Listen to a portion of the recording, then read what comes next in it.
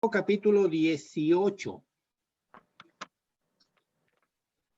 Hemos estado estudiando con otras veces hasta el versículo 5. Hoy día nos tocaría del 6 para adelante. Dice así, capítulo 18, versículo 6. Pero al que haga tropezar a alguno de estos pequeños que creen en mí, más le valdría que le colgasen al cuello una piedra de molino de asno y que le hundieran en el fondo del mar. Ay del mundo por los tropiezos, porque es necesario que vengan tropiezos, pero ay de aquel hombre por quien viene el tropiezo. Por tanto, si tu mano o tu pie te es ocasión de caer, córtalo y échalo de ti. Mejor te es entrar en la vida cojo o manco, que teniendo 2 manos o 2 pies, ser echado en el fuego eterno. Y si tu ojo te es ocasión de caer, arráncatelo y échalo de ti. Mejor te es entrar con un solo ojo en la vida, que teniendo 2 ojos, ser echado en el infierno de fuego. Mirad que no menospreciéis a uno de estos pequeños, porque os digo que sus ángeles en los cielos están viendo siempre el rostro de mi Padre que está en los cielos. Me salto el versículo 11. ¿Qué os parece? Si un hombre tiene 100 ovejas y se descarría una de ellas, ¿no dejará las 99 y va por los montes a buscar la que se había descarriado? Y si acontece que la encuentra, de cierto os digo que se regocija más por aquella que por las 99 que no se habían descarriado. Así, ¿no es la voluntad de vuestro Padre que está en los cielos que se pierda uno de estos pequeños? Hasta ahí la lectura de la palabra del Señor.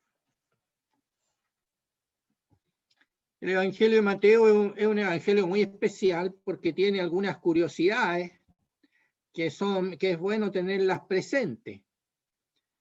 Primero, por ejemplo, en Mateo 28 dice: id a todas las naciones y haced discípulos, bautizándoles en el nombre del Padre y del Hijo y del Espíritu Santo, y agrega esta palabra, enseñándoles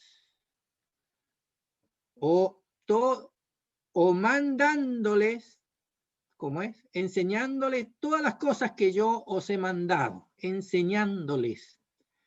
O sea, en esa porción nosotros tenemos un mandato de ir y después un mandato también de enseñar. Y sucede que si uno toma esa expresión y las ve en todos los discursos que hay aquí en Mateo, uno en Mateo encuentra 6 discursos grandes, 6 sermones se les ha llamado. Y son recopilaciones, o sea, es un ordenamiento de recopilaciones. O sea, en los otros, en Marcos y en Lucas están muchas de esas cosas, pero diseminadas de otra manera. Aquí están todas esas, o muchas de esas, en torno a una enseñanza completa y que se lo podríamos llamar un sermón o un mensaje completo. Y el primer mensaje completo lo tenemos en el Sermón del Monte. Y ahí tenemos ese sermón, pero antes del Sermón del Monte, al final del capítulo 4, nosotros tenemos lo que es id. Él iba por todas las naciones, iba por todas las no naciones, sino las aldeas, por todos los rincones de Israel. Iba haciendo milagros, hizo muchos milagros, y a todos los que le traían, él los sanaba. O sea, hubo una gran tarea previa que podría escribirse o describirse con el verbo id. Él fue. Y después, en el capítulo 5, comienza ese gran sermón del monte, que dura hasta el capítulo 7. Y ese sermón uno podría decir que es la justicia que se requiere para entrar al reino. Es el tema de la justicia. ¿Qué es lo que Dios aprueba como justo? En el capítulo 10 hay otro sermón. Y en el capítulo 10 es cuando él envía a los discípulos de dos en dos y los envía por todos los rincones a las ovejas perdidas de la casa de Israel. O sea, fueron los que esparcieron la verdad del reino en Israel.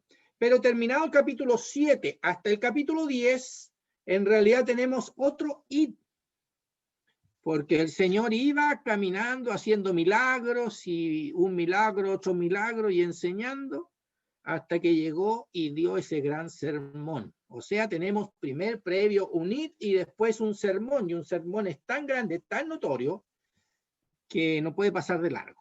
Incluso después de cada sermón viene una palabra que se repite, por eso que es una distribución objetiva, porque usa la palabra después de terminar estas palabras y dice algo, y después en el capítulo 10 lo mismo, y saben que en el 8 también, pero antes en el 13 hay otro sermón, y ese sermón es el curso del reino de los cielos, o sea, lo que la palabra sembrada va a producir en el curso de esta edad. O sea, cómo la palabra va a ser rechazada, cómo la palabra va a ser aceptada, cómo la palabra va a ser mal interpretada.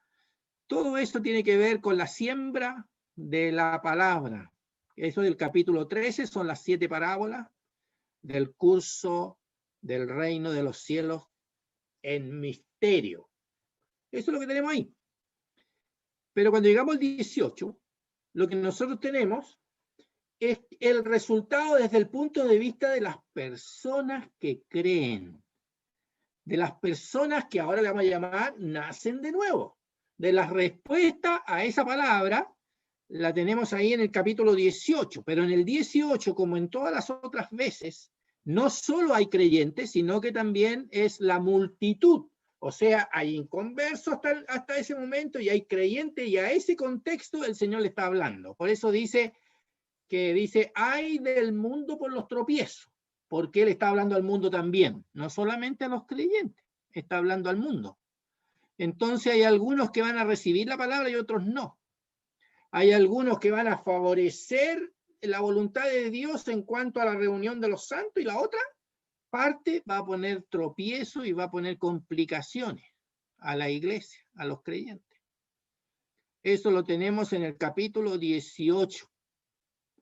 A mí me llamaría mucho la atención, me interesaría mucho que entendiéramos que el capítulo 23, cuando habla de los fariseos, ay de vosotros fariseos, escribas, hipócritas, todos esos ayes del capítulo 23, es porque en realidad después de formado este núcleo aprobado por el Señor y enseñado por el Señor, en realidad existe siempre que la mentira y el engaño se venga en contra del pueblo de Dios. Hay que defender la verdad.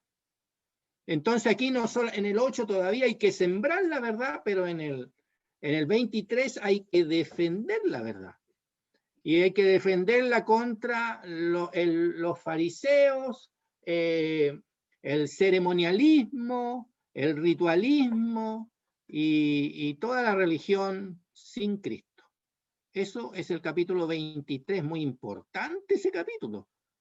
Y cuando llegamos al 25, al 24 y 25 tenemos el último discurso en grande, y ese discurso tiene que ver con la segunda venida del Señor, tiene que ver con los premios, tiene que ver con las recompensas, tiene que ver con los acontecimientos futuros, con aquello que va a terminar, que va a concluir la edad presente tomada desde que el Señor inicia su ministerio hasta que Él viene por segunda vez.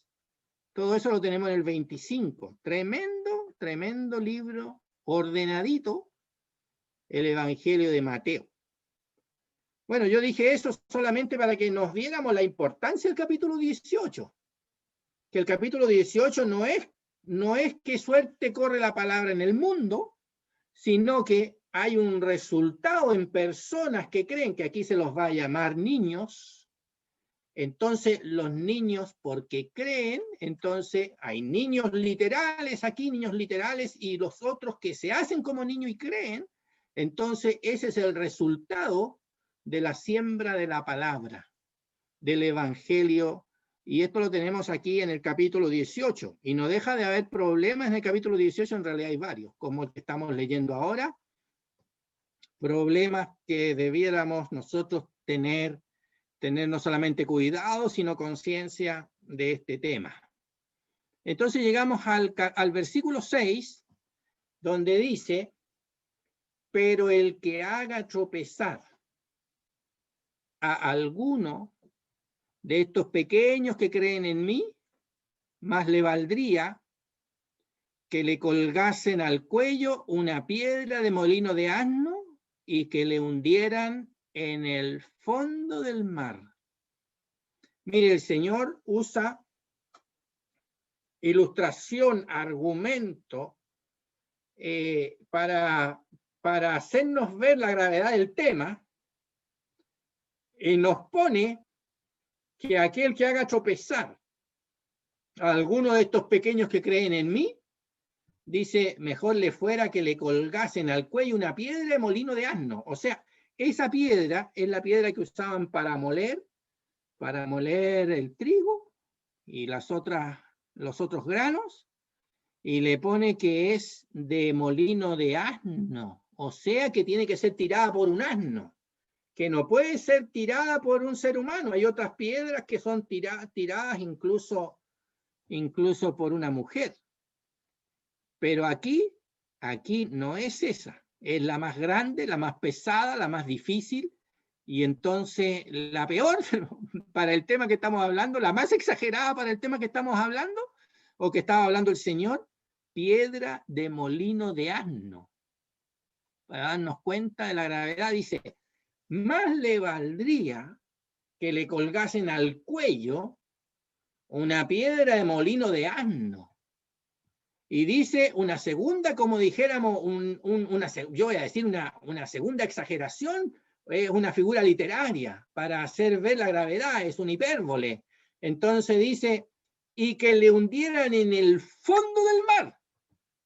¿Por qué tiene que ser en el fondo del mar si con esa piedra basta que estuviera en la mitad o menos, unos 5 metros, y basta y sobra para que la persona dejara de existir? Pero él dice, en el fondo del mar, como que dijéramos, como que la acción fuese tan severa, como para que ese hombre que hace caer a alguno de estos pequeños que creen en mí, entonces le fuera echado, fuera tratado de la manera más terrible, y es como se merece, según como se plantea aquí. Y aún dice que se merece que fuera más grave, porque dice, más le valdría que le colgasen. O sea, les saldría mejor que si se lo tratara así tan mal, que si se lo tratara como se lo merece. Entonces aquí el Señor está haciéndonos conciencia de una cosa que yo lo digo por mí mismo, no lo digo por ustedes, lo digo por mí. A uno parece que lo pasa por alto y le importa un pepino, como decimos aquí en Chile, no le importa nada lo que le pasa al otro, por lo que yo hago, por lo que yo digo, por mi manera de decir las cosas, y hay de lo cual yo tengo mucho de qué pedir perdón a tantas personas que seguramente han sido ofendidas con mi manera de hablar. Entonces, aquí lo está diciendo. Pero al que haga tropezar, ¿qué es esto de hacer tropezar? Hacer tropezar es hacer caer, es ofender, hacer caer, y llega a tener el sentido de poner una trampa, de poner un lazo, de influenciar de tal manera a los otros que uno al otro lo hace caer. Eso es lo que está diciendo ahí. Dice, pero al que haga tropezar, o al que ofenda de tal manera que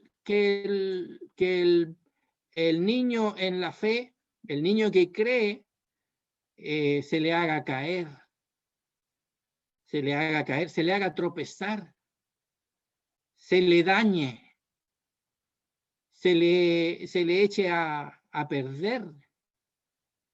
Entonces dice, más le valdría que le colgasen al cuello una piedra de molino de asno y que le hundieran en lo profundo del mar. Saldría ganando si le hicieran eso, porque es mucho más grave de lo que se imagina y por supuesto de lo que nos imaginamos nosotros. La gravedad. O sea, si yo entendiera esto, sería una persona solemnizada totalmente en el trato con mis hermanos. Sería solemnizada totalmente. ¡Ay de mí! Oiga, dice que los maestros tendrán mayor juicio, los enseñadores tendrán mayor juicio que el resto, porque los enseñadores de alguna manera tenemos las herramientas para hacer daño. O sea, mire, un enseñador puede hacer tanto bien como puede hacer tanto mal. O sea, cuando el enseñador enseña bien y actúa bien, oiga, el beneficio para la iglesia es muchísimo. Pero cuando ese mismo enseñador enseña mal y actúa de manera inconveniente, así como lo dice aquí, entonces el daño también es gigante. Por lo tanto, dice nosotros, seremos juzgados con mayor severidad. Aquí. Pero esto no se lo está diciendo solo a los enseñadores, sino que esto lo está diciendo a todos los discípulos. Lo está diciendo a los discípulos, incluso se lo está diciendo a quienes están oyendo, pero no son discípulos o no son creyentes, simplemente están siguiendo al Señor en el camino. Se los dice a todos. Es porque este mismo principio corre para todos y corre para nosotros y corre para ti, hermano querido, y corre para mí. Y cómo yo me las arreglo para ser transformado un poquito más en este cuidado que debo tener y que uno se olvida tan fácil. Mire, quiero decir un poquito antes, me voy a volver otro poco. Yo he hablado 2 o 3 veces sobre este tema y la segunda vez también me devolví y ahora parece que también me voy a devolver un poquito. La pregunta que ellos se hicieron, ¿quién de nosotros, quién es entonces el mayor en el reino de los cielos? Esa es la pregunta que suscita todo este discurso. ¿Quién es el mayor en el reino de los cielos? Y el Señor llama a un niño. O sea que el niño no estaba en esa discusión. Llamó al niño y lo puso en medio. Un niño lo puso en medio. Y le dice a ellos, de cierto os digo, que si no os volvéis y os hacéis como los niños o como niños, no entraréis, de ningún modo entraréis en el reino de los cielos. Aquí está el nuevo nacimiento. El nuevo nacimiento desde el punto de la responsabilidad de todo ser humano. O sea, todo ser humano para poder entrar en el reino de los cielos tiene que nacer de nuevo. Todo ser humano. Y se lo dice ahí a los creyentes, y que supone que son creyentes, y vamos a ver si eran todos creyentes, porque ahí debe haber estado Judas también. Así que la responsabilidad es para todos, y coloca creyentes y no creyentes bajo la misma responsabilidad. Y dice, si no os volvéis y os hacéis como niños, de ningún modo entraréis en el reino de los cielos. El nuevo nacimiento aquí desde el punto de vista de la responsabilidad de cada ser humano. Claro que en Juan capítulo 3, aunque el que venía a conversar con el Señor tampoco era creyente, el Señor plantea a ese hombre el nuevo nacimiento como el nacimiento de arriba, o sea, como obra divina, como la obra que viene por la cruz de Cristo y por la obra del Espíritu Santo, con utilización de la palabra de Dios, la persona nace de nuevo. Entonces, la obra de Juan 3 viene de arriba, y aquí es la responsabilidad de todo ser humano, de todo, de nacer de nuevo. Porque si no, no va a entrar al reino de los cielos. Cuando habla del reino de los cielos, él está hablando no del cielo, está hablando del reino milenario, porque aquí no está todavía la enseñanza respecto de la iglesia propiamente tal, sino el efecto de la predicación del evangelio, solamente el efecto de la predicación del evangelio. Entonces ahí tenemos, nacer de nuevo. Pero ahora dice en el versículo 3, de cierto, versículo 4, cualquiera que se humille como este niño, ese es el mayor en el reino de los cielos. Ellos preguntaban, ¿quién es el mayor? Y fíjese que el Señor se ha demorado 2 versículos, por lo menos, para poder recién contestar la pregunta de manera directa. Entonces le dice, así que cualquiera que se humille como este niño, ese es el mayor en el reino de los cielos. Entonces, los discípulos, está diciendo, le dijo a los discípulos en otras palabras, ninguno de ustedes, porque ustedes lo único que están haciendo es pensando quién es el mayor. Y la verdad es que mientras ustedes estén pensando quién es el mayor, no van a poder saber realmente cómo se llega a ser el mayor. Porque llegar a ser el mayor tiene que ver con humillarse como este niño. Ese niño no tenía ninguna relación con el tema que estaban hablando. Segundo, cuando el Señor lo llamó, el niño vino. Segundo, cuando lo puso en medio, el niño quedó allí tranquilo. Era el objeto de la enseñanza del Señor. Oiga, y siempre un elemento que nos lleva a nosotros, porque es un elemento grande, tremendo. Así como recién puso la piedra de molino de asno y puso el fondo del mar, aquí pone un niño, porque pone una función extrema, porque nosotros tenemos que entender que para el Señor hacerse como un niño es lo que realmente cuenta. Y uno sabe ahí entonces cuál es la estrategia de llegar a ser como un niño en el reino de los cielos, un niño en medio de los hermanos, un niño en medio de este mundo, un niño en medio de la familia, un niño en cuanto a qué, un niño en cuanto a humildad, un niño en cuanto a posición. Sabe que los niños nos dicen los que saben, porque esto lo leo, los niños no eran tenidos en cuenta, no tenían derecho en una sociedad judía, los niños eran puestos aparte, como cuando a uno nos decían, y no sé si usted lo ha escuchado, que los mayores le dicen a los niños, oiga, usted váyase de aquí más allá, esto es conversación de grandes. Porque los niños son medio intrusos y andan metidos en el medio de todas las conversaciones. Entonces viene el papá, porque no es tanto la mamá, el papá viene, lo toma y lo saca y le dice a todas esas unidades, vayan ustedes para allá adentro, vayan con la tía, vayan, siempre lo mandan fuera. ¿Por qué? Porque esto es conversación de grandes. Los niños, entonces, ocupan una posición dentro de esa conversación o incluso de la sociedad judía en que no tenían derecho.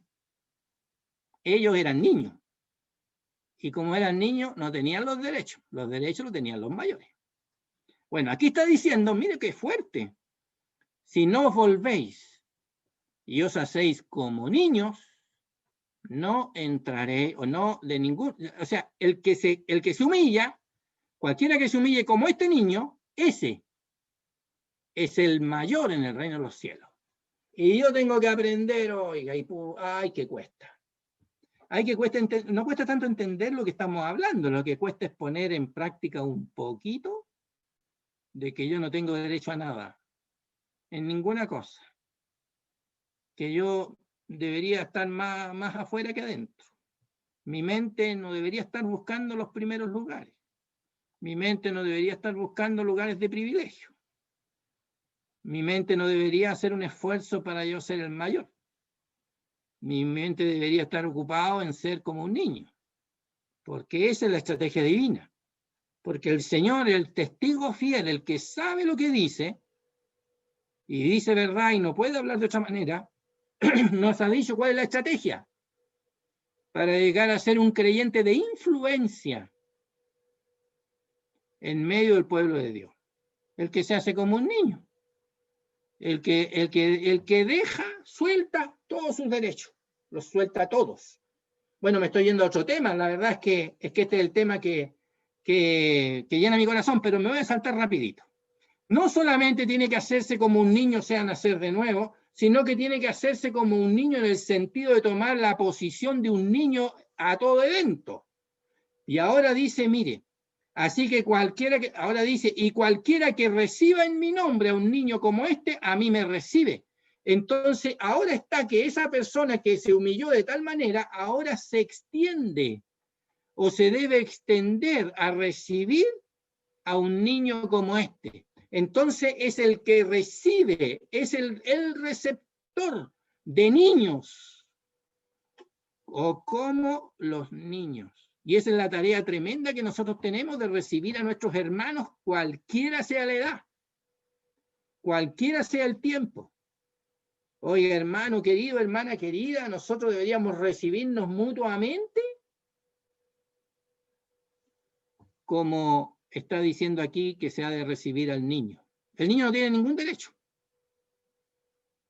Y sin embargo se lo recibe con todo el amor que nosotros sabemos que merece. El Señor nos lo dejó afuera. El Señor nos enseñó que a esos niños hay que recibirlo. Al niño y a los que son como niños. Al niño y a los que se hicieron como niños. Al niño, a todos los creyentes. Tenemos que tener un corazón receptivo a todos los creyentes. Oiga, aquí yo me estoy dando cuenta, y espero compartírselo a ustedes, que el rol más necesario de entender todos nosotros es el rol de la mujer en la iglesia. La mujer, oiga, tiene un rol sabio de parte de Dios.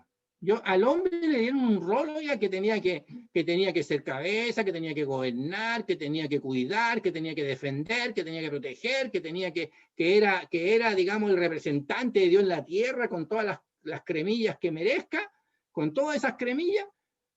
Pero a la mujer, no. A la mujer se le dio a ella ese sentir de que lo que le importa es lo que verdaderamente importa. ¿Y qué es lo que importa? El niño, la madre y los hijos. Lo coloca ahí en Génesis junto, la madre y los hijos, la madre y los hijos.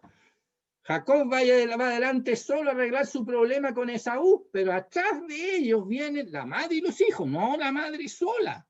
Él no va con su señora a arreglar el problema ya con Jacob, o sea, con Esaú. Él va él solo. Detrás de él va la madre y los hijos, detrás de él van todos esos animales que son los regalos que él va a hacer, ¿ya? Pero la madre y los hijos siempre juntos. Dios nos enseña esa sabiduría, que lo que importa en la iglesia son los creyentes, son los hijos, es el pueblo. Entonces, aquí lo enseña. Dice, cualquiera que reciba en mi nombre a un niño como este, a mí me recibe. Es como si dijera, cualquiera que hace lo que hacen las mujeres, a mí me recibe. Cualquiera que hace eso. Cualquiera que entiende este punto y que lo trata de hacer. Oye, y se lo está diciendo a hombres que estaban pensando en quién iba a ser el mayor. Y los que estaban pensando quién iba a ser el mayor no estaban pensando en lo que el Señor le está diciendo aquí. Pero a ellos le está instruyendo que cualquiera que toma esa cosa que nosotros vemos que hacen las mamás. Oiga, la mamá, pase lo que pase, lo primero que está haciendo es buscando a su hijo. Lo primero. El papá puede estar haciendo cualquier cosa, que el techo no se caiga, pero la mamá no está preocupada en el techo que se caiga. La mamá está preocupada en su niño. Eso es lo primero. Y aquí está diciendo que cualquiera que reciba a un niño como este, a mí me recibe.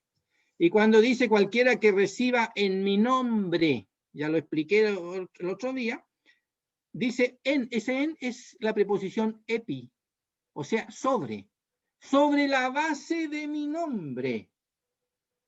Entonces, ¿qué significa? Cualquiera que esté haciendo esto porque está pensando en mí, dice el Señor, porque se pone a pensar en mí y entonces lo hace.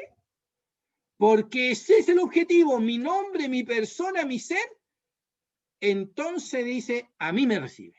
Mire cómo está introduciendo el tema que va a venir después en el 18:20. Cualquiera que hace esto en mi nombre. En mi nombre.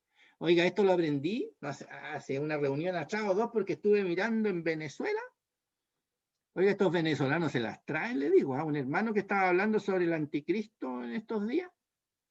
Dice, habla del Evangelio de Juan capítulo 5 por ahí, que dice, yo que vengo en el nombre de mi Padre no me recibís, pero cualquiera que venga en su propio nombre, a él lo recibiréis. Ese venir en su propio nombre y a él lo recibiréis, es que él viene pensando en sí mismo nomás, pues. Es que él viene pensando solamente en lo que en su persona. Eso es hacerlo cualquiera que viene en su nombre, ese que va a venir solamente pensando en sí mismo.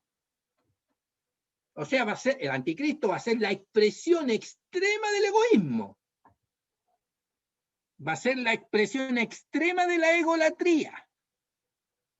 La expresión extrema del ego. Va a pensar en su nombre. Bueno, aquí está diciendo otra cosa.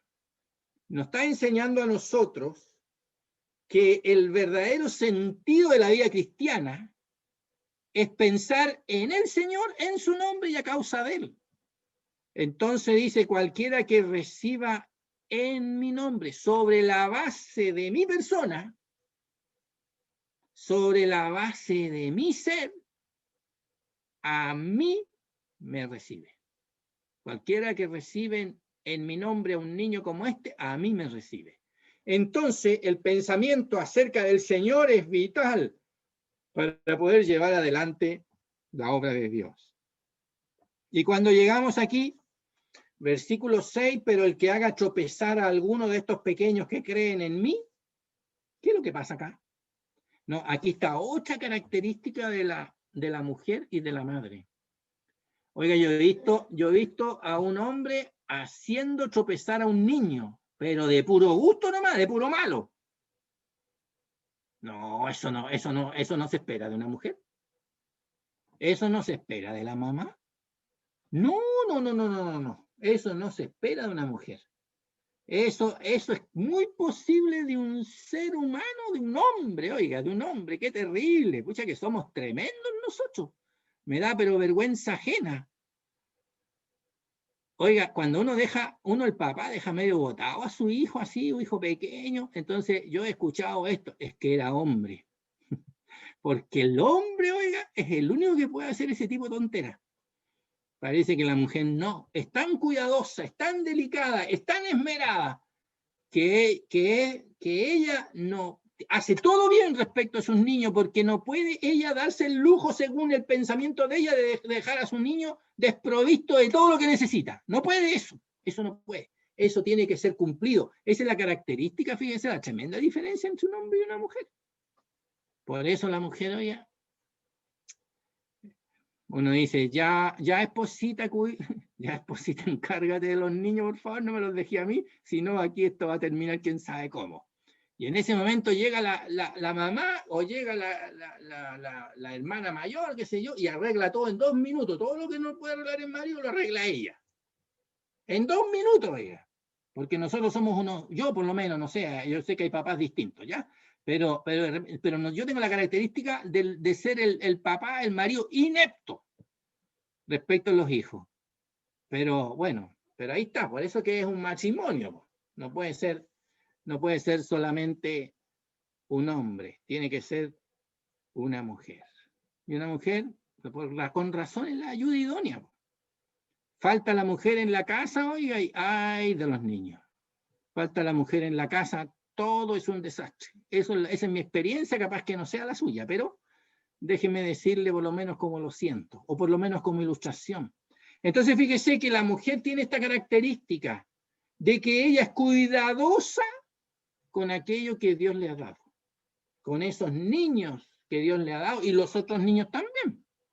La mujer, es por eso que las profesoras de escuela dominical la llevan, oiga. Siempre la mayoría de profesores de escuela dominical son mujeres porque ellas sí tienen algo natural que el Señor les dio por naturaleza y es el saber tratar a los niños. Y yo no me siento profesor de escuela dominical, justamente me descalifico total porque una vez que hice una clase de escuela dominical, oiga, expliqué un poco cómo era el diablo y yo recuerdo ver la cara de esa niña cuando dije, y el diablo, y la niña se puso a llorar espantosamente en ese momento cuando yo hablé del diablo. Entonces digo, ¡ay, que soy torpe! ¿Cómo puedo enseñar así? Yo no soy profesor de niños porque a la hora que les enseño, los niños se arrancan de mí. Pero yo no he visto nunca que pase eso cuando enseña a una hermana. Cuando enseña a una hermana a los niños no arrancan. Sí, arrancan de desordenado, pero no por susto. Bueno, entonces, ¿cuál es la característica? La característica de una mujer que tenemos que aprender es que ella es cuidadosa con los niños. No los hace caer, no los hace tropezar. No les da lo mismo si se cayeron o no se cayeron. Si se pegaron o no se pegaron. Primero analizan si se pegaron fuerte o no. Uno supone que se la tiene que arreglar solo. La mamá no. La mamá mide todo qué pasó. Porque en realidad ese niño, al estar al cuidado de ella, y aunque no esté al cuidado de ella tiene un cuidado natural para con los niños. Bueno, eso es lo que tenemos que aprender aquí. O sea, la delicadeza para tratar a nuestros hermanos.